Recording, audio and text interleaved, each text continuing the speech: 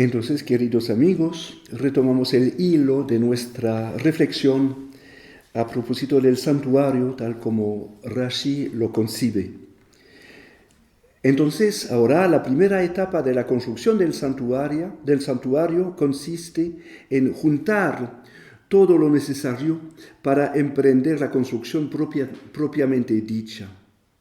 Hemos visto que simbólicamente estos dones, estas ofrendas, representan al pueblo mismo que se compromete a sí mismo en su acto de regalar los dones.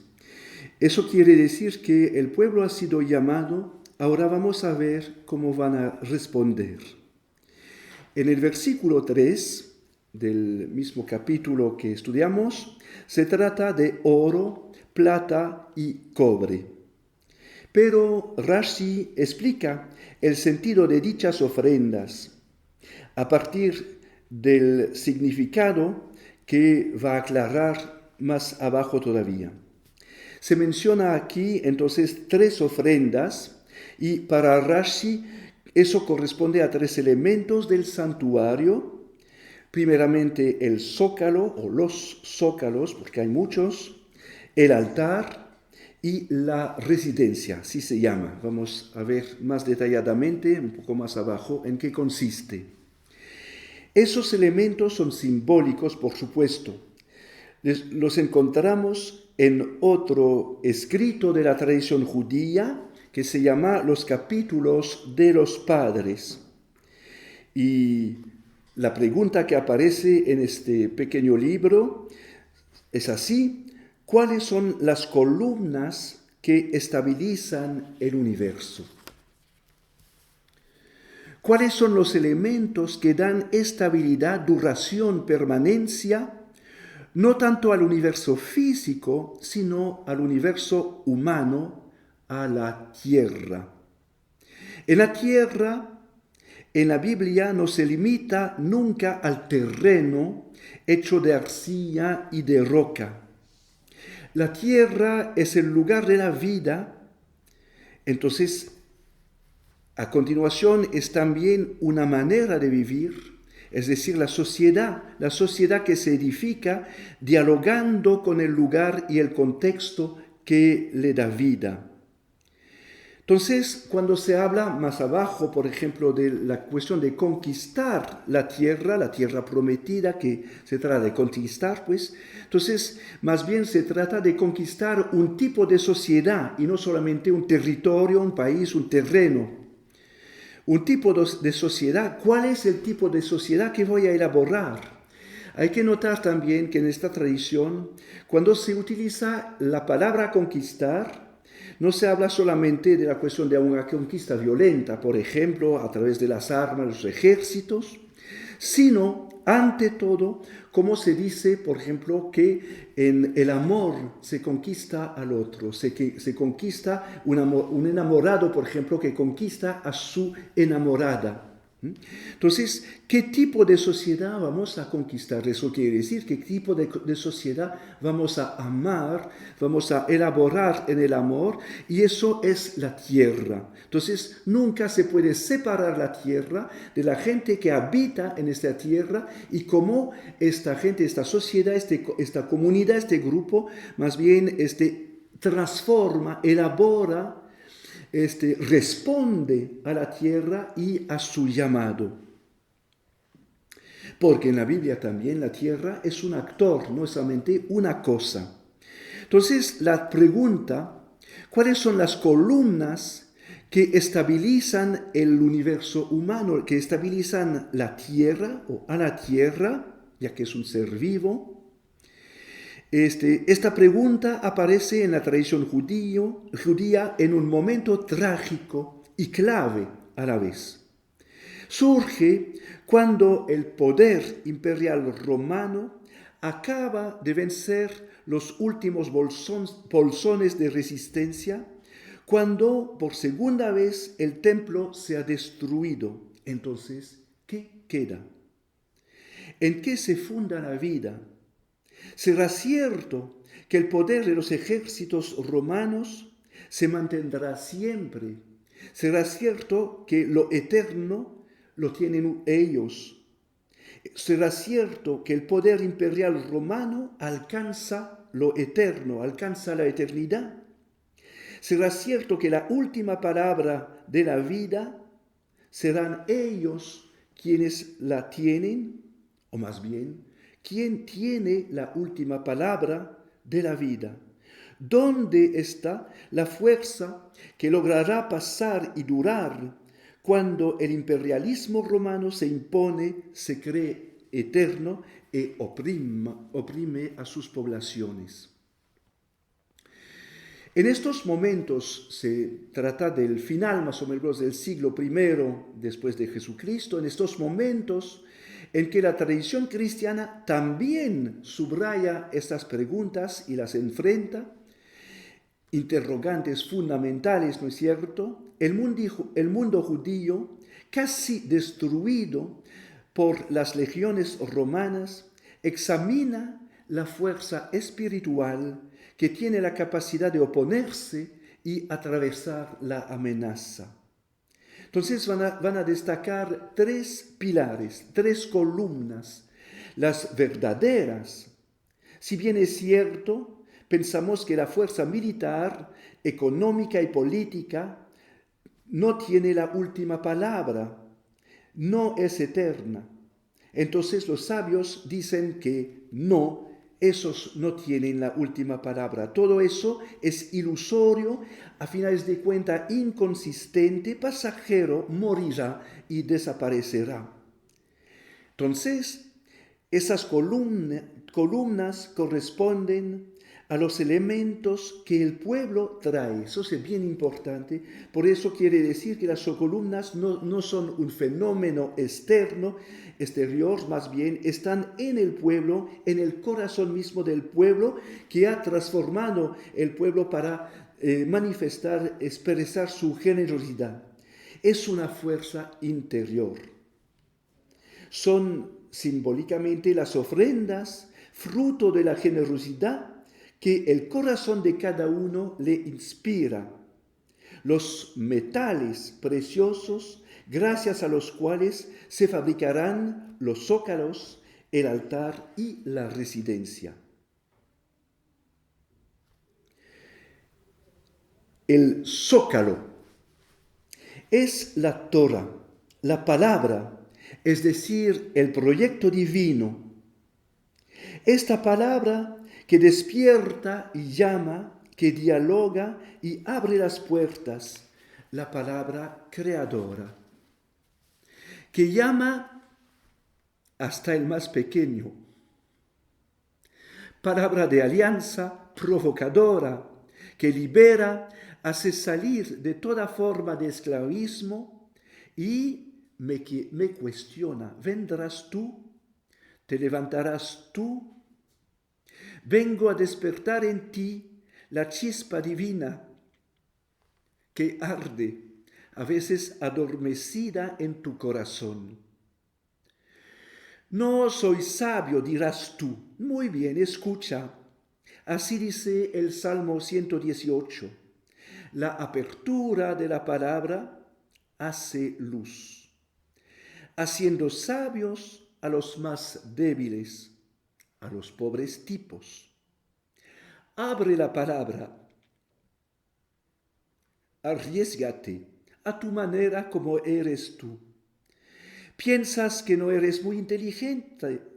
Esta palabra de nuestro Dios se acerca a ti, te quiere, te ama, cree en ti, quiere ser abierta por ti y no por otro. Y te comunica una verdadera sabiduría, no la sabiduría del mundo, pero la única que a los ojos de Dios tiene futuro, que jala a una vida que tiene más solidez que el imperio más poderoso.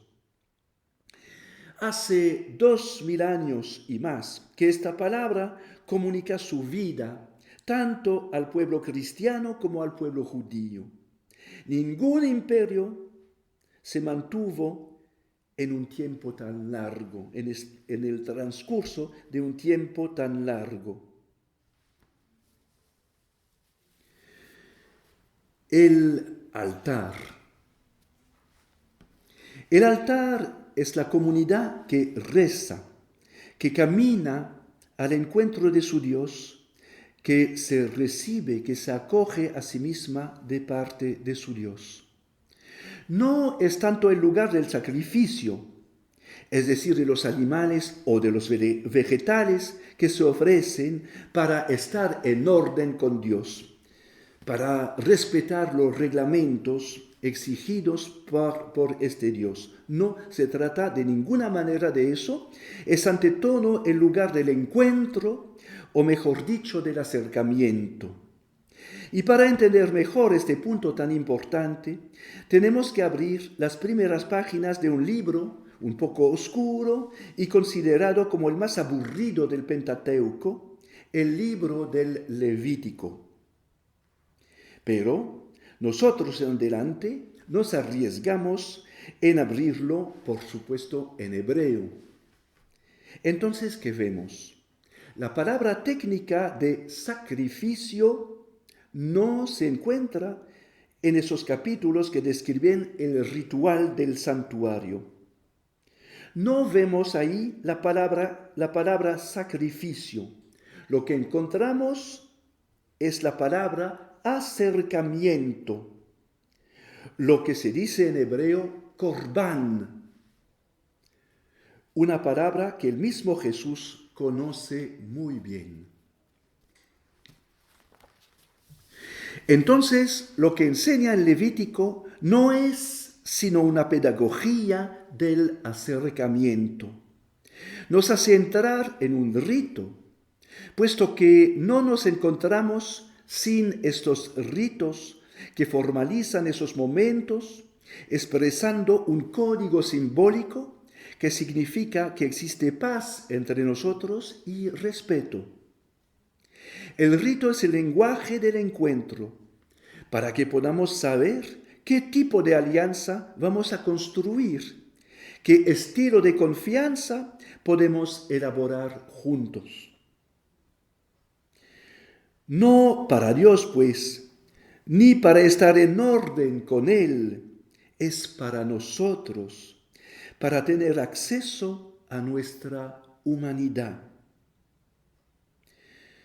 No es cuestión en esta pequeña charla de entrar en los detalles del rito bíblico, por apasionante que podría ser. Solo quiero destacar un elemento fundamental y más global, más general. El Levítico subraya 3 tipos de acercamientos. Para eliminar una vez por siempre el término sacrificio, que me parece no conviene aquí, ya que lo he dicho. Entre paréntesis, sería interesante que en la liturgia de nuestras Eucaristías, en lugar de sacrificio, pudiéramos utilizar la palabra acercamiento. Les doy un pequeño ejemplo de una de las oraciones eucarísticas. Y ahora te suplicamos, Señor, por el acercamiento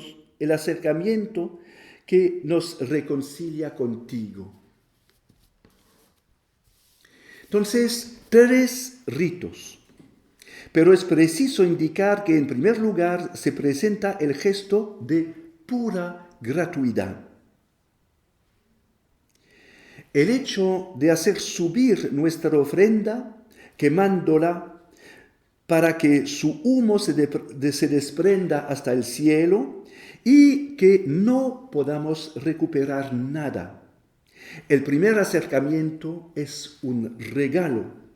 Y como lo explica Rashi, no es sino el regalo de la persona, no es sino el regalo de la persona misma que ofrece un animal o que trae una ofrenda vegetal. Nos ofrecemos a nosotros mismos sin querer conseguir otra cosa, sin exigir nada, sin beneficio. El único beneficio, la única recompensa es el hecho de darse, de ofrecerse, de regalarse a nuestro Dios. La recompensa la tenemos, existe en este mismo don gratuito, en que nos deshacemos de nosotros mismos, en que desplazamos nuestro deseo. en vez de orientar, volver nuestro deseo hacia nosotros, de ser de alguna forma prisioneros de nuestros deseos, lo depositamos en Dios, en su alteridad.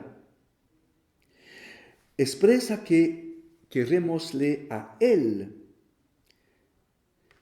Este deseo también es un juego de palabra fabuloso con la palabra plata en hebreo, es casi la misma palabra. Este acercamiento gratuito, este regalo que de alguna forma desplaza nuestro deseo hacia el otro, se llama en hebreo subida, hola. El segundo tipo de acercamiento apunta a la comunidad, crea y celebra la fraternidad, la comunidad de la alianza. Invita a partir de lo que hemos podido dar, a partir de lo que hemos podido ofrecer, a compartir, no solo en presencia del Dios de la alianza liberadora, sino con Él. Entramos y participamos en la comida de la alianza.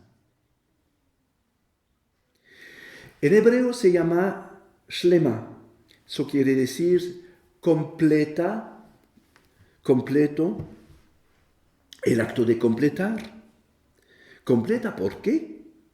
Porque nos hace ver que el otro, el hermano, el prójimo, el vecino, cualquiera que sea, viene para que nos completemos mutuamente. Y Dios también. Y Dios también. En la Biblia, Dios no es completo sin nosotros. Dios se acaba en nosotros. Entonces, si nos completamos, si nos descubrimos mutuamente, por y gracias a la mirada del otro, que aclara los aspectos desconocidos de nuestros corazones, que a veces, que ama a veces lo que a nosotros no nos gusta, de lo que hemos visto en nosotros, y nos hace ver que lo que rechazamos a veces de nosotros puede tener sentido y ser amable. Entonces, si el otro me da acceso a la verdad más plena de mi ser, ¿cómo podemos entrar en un ciclo de violencia? Miren que es un gesto fundamental que Jesús manifiesta a sus discípulos. Les dice, les doy mi paz. Paz en hebreo se dice shalom, es la misma raíz que shelema.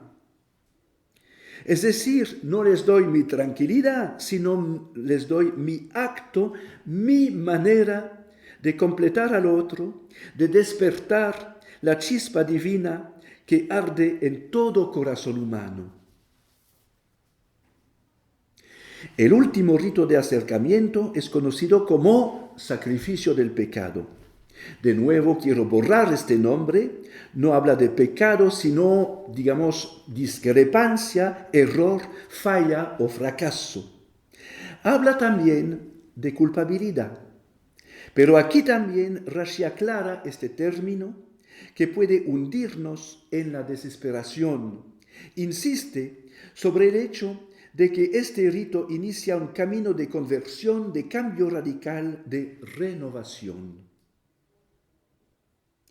Nos hace entrar en contacto con el punto débil de nuestro ser, es decir, la capacidad que descubrimos en nosotros de herir al otro, de malograr la vida, aún sin quererlo, y especialmente la relación con el otro, con el prójimo, con el amigo. Este acercamiento cuestiona la manera como nos relacionamos con Dios y con los demás. ¿Cómo los miramos si entramos en el mundo del juicio saliendo del mundo de la gracia? Entonces, retomo aquí, como lo he hecho la vez pasada, el texto del filósofo Shmuel Trigano que me parece tan importante, entonces me perdonarán si repito algo. Entonces, salir de una relación que busca cómo apropiarse del mundo, del otro, de Dios y podemos continuar de uno mismo. Abrir la relación como se ha abierto la palabra. Eso quiere decir sin apropiarme de ella. Porque ahí donde me apropio de ella, transformo la gracia en juicio y los manantiales de la gracia los agoto. Donde hay apropiación, no hay gracia. Este acercamiento, pues, toca el ser por la vida que existe en cada uno de nosotros. Libera a la persona que da la ofrenda, porque abre un espacio para que pueda pasar. Vuelve a poner a la persona que se acerca en el flujo de la vida, vuelve al momento original de la creación, en que Dios lo ve todo como bueno. Ahí donde no aparece la oposición entre lo bueno y lo malo. Este acercamiento rehace, reconstituye la unidad primera en que cada ser, cada persona, hasta el universo entero, vuelve a ser bueno, la armonía creadora de vida. Fin, la tercera ofrenda a que alude Rashi es la residencia. La residencia de Dios, por supuesto, la residencia de Dios en medio de su pueblo. Pero se ve también como su residencia, en el corazón de cada uno. Esta residencia toma el aspecto, el rostro, los rasgos de cómo el corazón de cada uno ha podido hacerle generoso. Es a raíz del estilo de generosidad que el corazón de cada uno ha creado en él, que la residencia se construye. Por tanto, toma un aspecto diferente según actúa cada uno. La generosidad de uno no es la generosidad de otro. Entonces, la residencia de Dios no impone nada. Se descubre en los distintos caminos que toma cada ser humano y que logra expresar, manifestar de manera particular y única cómo Dios se acerca y habita, reside en medio de nuestro mundo. Cada uno de nosotros manifestamos un rasgo del rostro de nuestro Dios. De tal manera que juntos logramos diseñar el rostro completo de un Dios que así revela cómo vive, establece su morada en este mundo y nos manifiesta su propia generosidad. El aspecto particular que subraya Rashi, hablando de la residencia de este Dios que se construye con y no solamente a partir del don generoso de cada uno, es que aquí se encuentra la fuente de nuestra unidad. Esta generosidad que manifiestan los hijos de Israel al traer sus ofrendas, realiza la unidad, unifica a cada uno, pero une y unifica también a todos en este gesto común y sin embargo diferente, que hace de la generosidad de cada persona un movimiento único. Es decir, que construye la residencia. Deja de ser elementos esparcidos, ladrillos, vigas, zócalos, altar y todo lo demás. Se hace una construcción única, obra del deseo que moviliza al conjunto del pueblo, dialogando con el deseo de nuestro Dios, dejándole su sitio. Un deseo para que el otro exista y crezca. el corazón cuya generosidad pone en marcha al hombre, a la mujer también, por supuesto, que acepta desprenderse de su deseo egoísta para entrar en una lógica de darse, regalarse, entregarse. Se vuelve la residencia de la gracia, otro nombre de Dios, que crea un mundo nuevo, la verdadera tierra prometida. Terminamos esta etapa y le esperaré en la siguiente. Gracias.